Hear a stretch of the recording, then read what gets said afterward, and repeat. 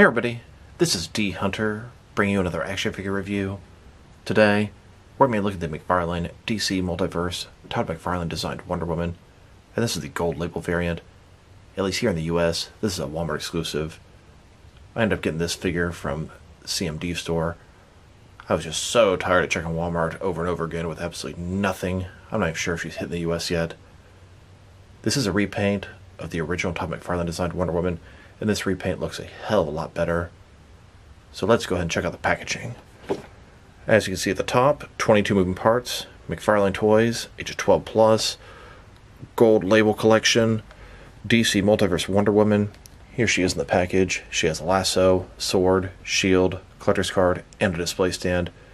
Now, a gold label figure is not a chase variant. It's just an exclusive of sorts. I believe Walmart's going to be getting full case of this figure. Shouldn't be that hard to find in the long run. One side of the package, Wonder Woman, designed by Todd McFarlane. Other side simply says Wonder Woman. At the bottom, got a bunch of credits, and there is a barcode, in case that helps anybody. And on the back side, here she is posed up. And here are a bunch of other recently released McFarlane DC Multiverse figures you should check out. So with no further ado, let's open her up. Alright, now that we got this figure out of the package, here she is with all of her accessories laid out. She does come with a display stand, a collector's card, Wonder Woman's shield, sword, and lasso. But before I take a look at those, let's talk about and check out the actual figure. So this is Wonder Woman, and it's a design specifically made by Todd McFarlane. Todd McFarlane doesn't currently draw for DC Comics. He did many years ago, but he made his own sort of version or iteration of Wonder Woman. He did the same thing with Batman a while ago, and I assume eventually he'll do his own Superman. This is a gold label variant. She looks different than the standard wide release of the Todd McFarlane designed Wonder Woman, and I'd say this one looks better in every way, shape, or form, from the accessories to the outfit. In the US, this is a Walmart exclusive, but I'm so sick of going to Walmart stores and seeing a tag for gold label Wonder Woman and never having it at the store. I ended up getting mine from cmdstore.com. It's $22. I think it was like $7 shipping. Didn't like paying the extra price, but I have her checked off my list now, and she doesn't disappoint. So let's take a look. Starting with her head here, looks pretty nice. Her crown or tiara is quite a bit exaggerated. Hair looks good, black, flowing.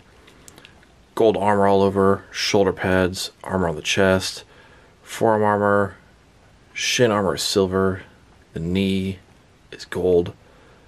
Now, her stomach's always bothered me. It really looks like it's supposed to be flesh colored and somebody at McFarlane Toys messed up. You can see her navel there. I'm assuming this side part where the texturing is supposed to be painted. This middle part is not, but I could be wrong on that.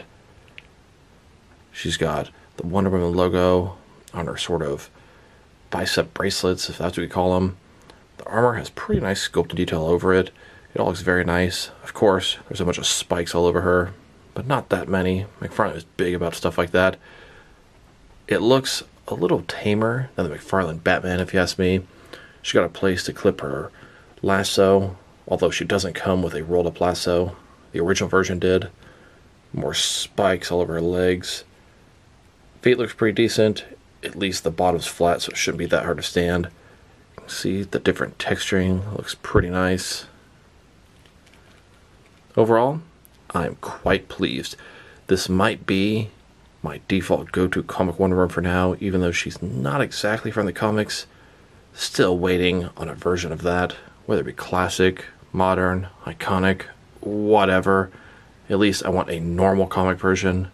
Now let's take a look at her accessories, and let's start off with the boring stuff. Here's her display stand. Typical McFarlane stand, black perfect circle, says DC at the bottom. It's got one peg for the peg holes on her feet. Very thin, very basic. Here's her collector's card. This is the Todd McFarlane designed Wonder Woman and the gold variant.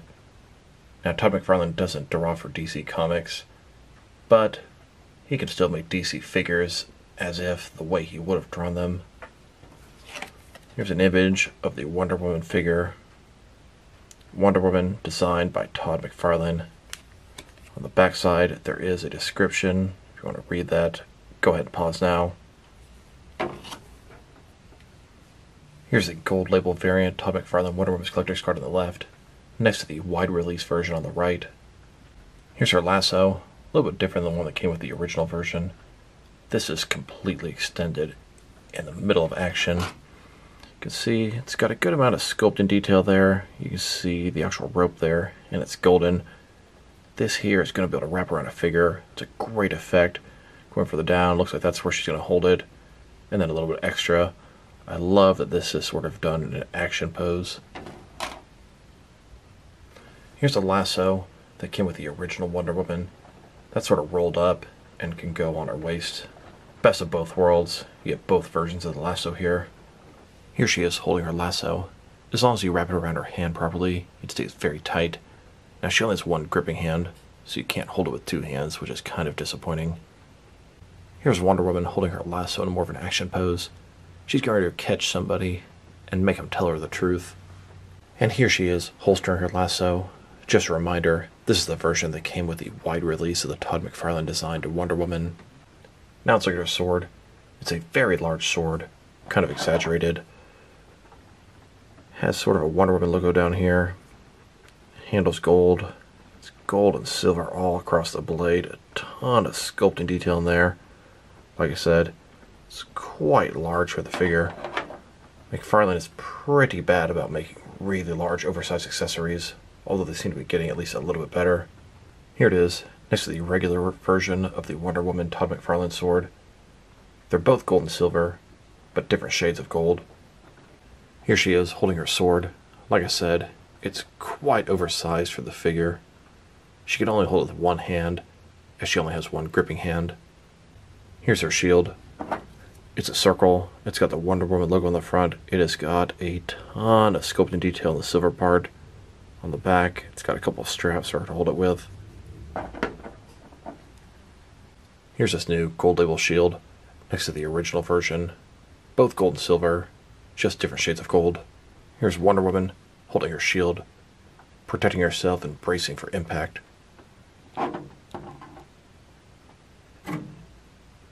Here's Wonder Woman holding both her sword and shield at the same time, ready for combat. Now that we've taken a pretty good look at both the figure and her accessories, now let's check out her height. From bottom to the top of her head, she's standing at about 7.25 inches tall, which you can translate to about 18.5 centimeters. Now let's check out her articulation. Starting with her head here.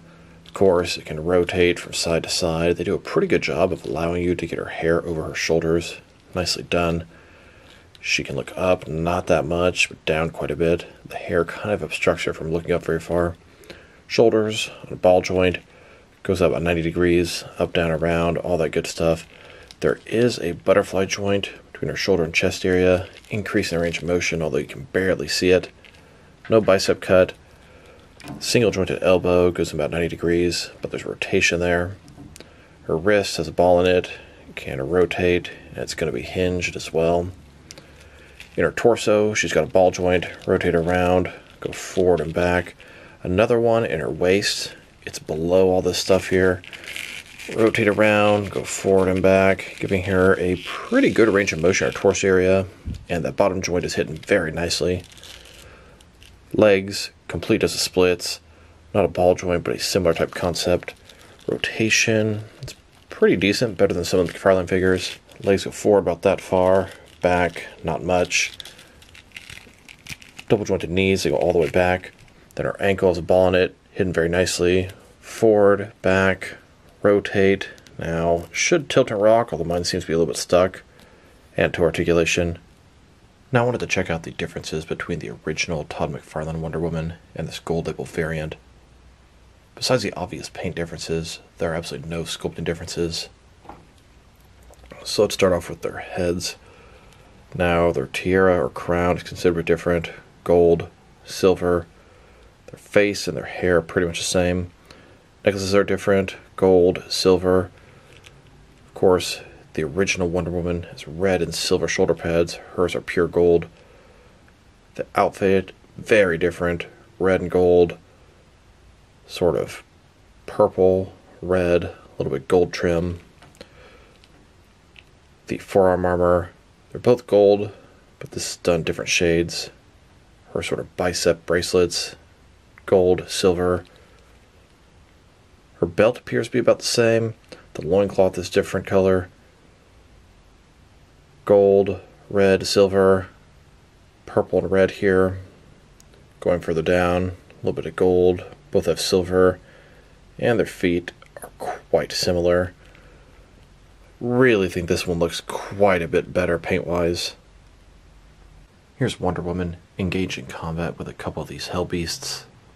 And of course, she's able to take them out no problem, because she's Wonder Woman. And here she is, with her lasso wrapped around Cheetah, getting ready to force her to share all of her plans. And here are both versions of Wonder Woman, ready for action. Now let's check her out, next to some other action figures, starting off with some other McFarlane DC Multiverse figures. Here's this gold label variant Todd McFarlane Wonder Woman, next to the original wide release version. And here she is, next to both versions of the Todd McFarlane designed Batman. It's a nice figure, but too many knives and spikes from Batman. I would assume eventually Todd McFarlane's going to release his own design of Superman, and Lord only knows how many spikes and knives that thing's going to have. Here she is, next to the 1984 DC Cinematic Universe Wonder Woman. This is probably my favorite Wonder Woman figure. Sure, she has some flaws, but she's the closest to an iconic or classic comic Wonder Woman that they've made so far. Then, next to the Last Night on Earth Wonder Woman, it's a pretty good body, but the mohawk on the head is what throws it off for me. And you can't really do a good head swap because that big cape and cloak. And here she is, next to the Death Metal Wonder Woman. Then, next to the Justice League Endless Winter Wonder Woman. Here are all the different Wonder Woman figures McFarlane has made so far. Quite a variety, and it shocks me that we don't have a comic Wonder Woman. Okay, that's not quite accurate. We have several comic Wonder Woman figures, but no regular comic Wonder Woman figures. I don't care if it's Rebirth, New 52, or Old School Silver Age. I want a comic Wonder Woman that isn't death metal or Last Night on Earth. I would love both a Rebirth and classic version. That would please me greatly. And here are all the different female figures McFarlane has made so far. I am fully caught up and have all of them at this point. Now let's check her out, next to some other recently released McFarlane DC Multiverse figures. Here she is, next to the Batman Beyond, Unmasked Batwoman, and the Atomic Edition of Blight. Then, next to a couple of General Zod figures. And here she is, next to the Future State Batman and Dark Detective. Here's Wonder Woman, next to the Rebirth Batman and the Infinite Frontier Robin. Then, with the Rebirth Martian Manhunter and the Lois and Clark Black Suit Superman. And here she is, next to Ultraman and the Zur-En-Arrh Batman. And here she is, next to the Death of the Family Joker and the Justice League Endless Winter Aquaman. Then, next to Rebirth's Wally West Flash and Reverse Flash. And here, with the Arkham Knight and the Infinite Frontier Grifter.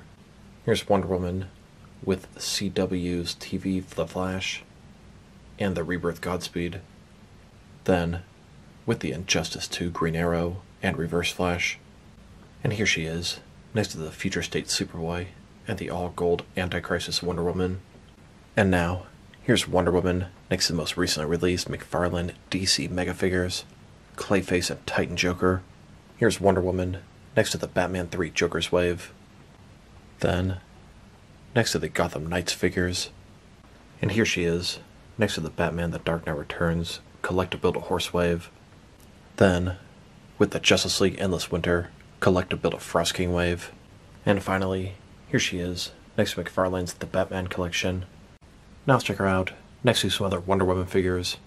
Here are all the different McFarlane DC Multiverse Wonder Woman figures.